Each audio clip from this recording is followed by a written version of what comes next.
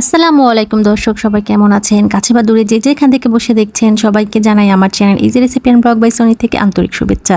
আজকে আমি একটি চট্টগ্রামের ঐতিহ্যবাহী রান্না নিয়ে এসে হাজির হয়েছি। আজকে আমি আপনাদের সাথে শেয়ার করব লইট্টা মাছ ভুনা। লইট্টা মাছগুলো ভালো করে কুটে বেছে ধুয়ে এগুলোর ভিতরে একটু হলুদের গুঁড়া, মরিচের গুঁড়া আর লবণ দিয়ে মাখিয়ে রেখেছি। এখন চুলায় একটি প্যান বসিয়ে দিলাম। চুলে আগুন ধরিয়ে দেওয়ার পর একটু গরম হয়ে যাওয়ার পর আমি তেল দিয়ে দিচ্ছি।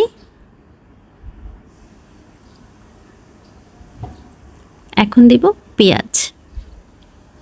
পেঁয়াজটা আমি হালকা করে ভেজে নেব।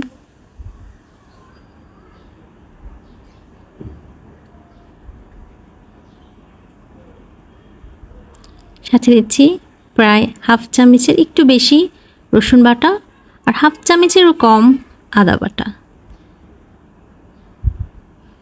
এটাকে আমি এখন পেঁয়াজের সাথে খুব ভালো করে ভেজে নেব।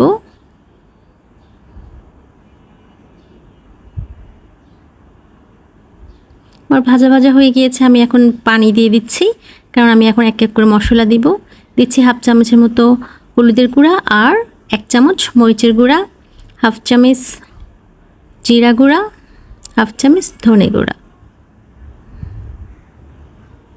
পরিমাণ মতো দিলাম লবণ। মশলাটাকে আমি ভালো করে কষিয়ে নেব।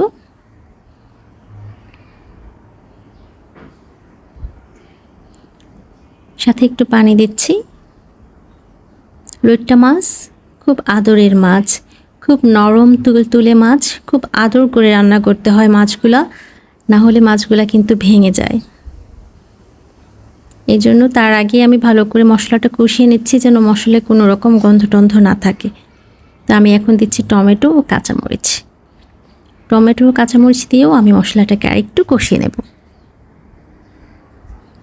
আমার কষানো হয়ে গিয়েছে, এখন আমি অ্যাড করছি লইট্টা মাছ। ওই যে আগে বললাম লইট্টা মাছ খুব নরম, তো বেশি এখন লইট্টা মাছ দেওয়ার পর আমি আর বেশি নাড়াচাড়া করব না।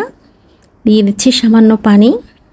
বেশি পানি দিব না, কারণ লইট্টা মাছ থেকেও অনেকটা পানি বের হয়।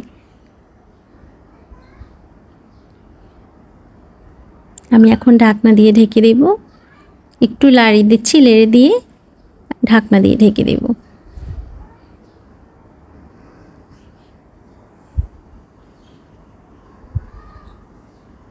প্রায় 10 মিনিট পরে আমি ঢাকনাটা খুলে আর একটু হেলিয়ে দিচ্ছি। আমি আর চামচ টামিচ দেব না, কারণ মাছটা কিন্তু ওই যে বললাম খুব নরম মাছ, ভেঙে যায়।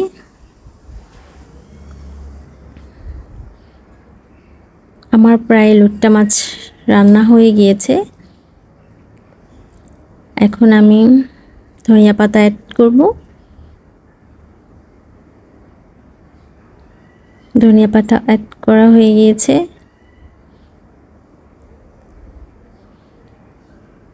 এখন আমি পরিবেশন করব। এই খাবারটি আমি সর্বপ্রথম চট্টগ্রামে গিয়ে খেয়েছিলাম। আমি প্রথম এটা খেতে চাইনি, পরে আমার হাজব্যান্ড বলল তুমি এটা খাও, একবার খেলে তুমি এটার প্রেমে পড়ে যাবে। ঠিক তেমনই হলো। এটা আমার কাছে খুব ভালো লাগে, খুব প্রিয় একটি মাছ আমার, লইট্টা মাছ। আপনারা অবশ্যই এটা তৈরি করে খাবেন। কেমন হয়েছে রেসিপি জানাবেন। আসসালামু আলাইকুম।